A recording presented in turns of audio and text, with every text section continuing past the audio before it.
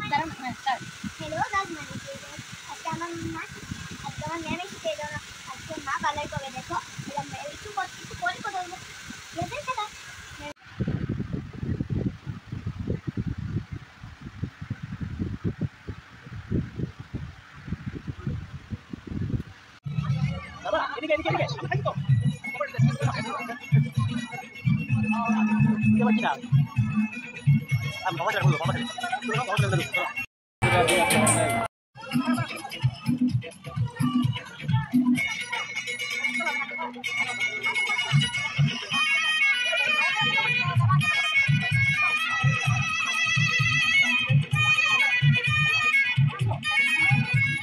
Hello friends, good evening. আজকে আমি সন্ধ্যায় ব্লগটা আজকে স্টার্ট করছি। So welcome back to my channel Ruma অনস। কেমন আছো সবাই? আশা করছি সবাই খুব ভালো আছো। আমিও আছি, ভালোই আছি। তো আমাকে দেখে তোমরা বুঝতেই পারছো যে আমি কোথায় আছি। হ্যাঁ, আমি এখন আছি একটা পার্লারে, আর এই পার্লারটা কিন্তু আমার বাড়ির পাশেই। তো আমি এখানে আর কোনোদিনও সাজিনি, আজকে প্রথমবার গিয়েছি। তো সাজটা দেখে তোমরা বুঝতে পারবে যে আমাকে কেমন লাগছে। যাই হোক, আমি এই প্রথমবার গেলাম। আসলে আমি পার্লারে সাজিই না, ওই যে বিয়ের দিন সেজেছিলাম, বিয়ে বলো রিসেপশন বলো, সেই 4 বছর পরে আজকে আবার পার্লারে আসলাম। কারণ একটাই, কারণ আমার বিয়ে বাড়ি যাওয়ার কোনো প্ল্যান ছিল না। হঠাৎই আমি বিয়ে বাড়ি যাবো, এই জন্য প্ল্যান করা হয়েছে। এখন বেজে গেছে 8টা, তো 9টার সময় গাড়ি আসবে। তো এই জন্য এত তাড়াতাড়ি আমি নিজে এখন সাজতে পারবো না। তো এই জন্য ভাবলাম যে তোমাদের দাদাভাই বলছে যে না, পার্লারে গিয়ে সাজতে হবে।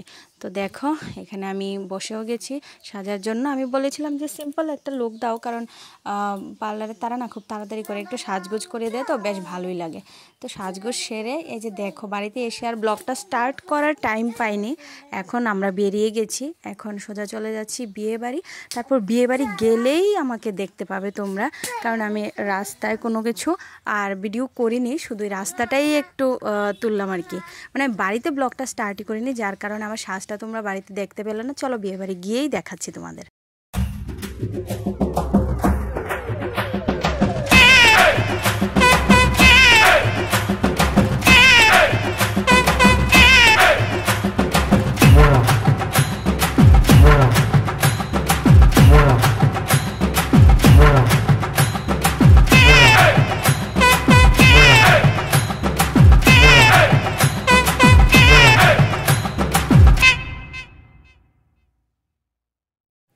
তো দেখো, আমরা বিয়ে বাড়ি পৌঁছে গেছি, আর এখন চলছিল ওই যে মানে জামাইকেই বরণ করার পর্বটা এখনও শেষ হয়নি। যেহেতু হোটেলে বিয়ে, তাই আমরা বলেছিলাম যে আমরা আর ওদের বাড়িতে যাব না। ও আমাদেরই ফ্রেন্ড, আমরা কিন্তু বরযাত্রী গিয়েছিলাম, তো ওদের বাড়িতে যাইনি। আমরা ডিরেক্ট চলে গিয়েছিলাম হোটেলে।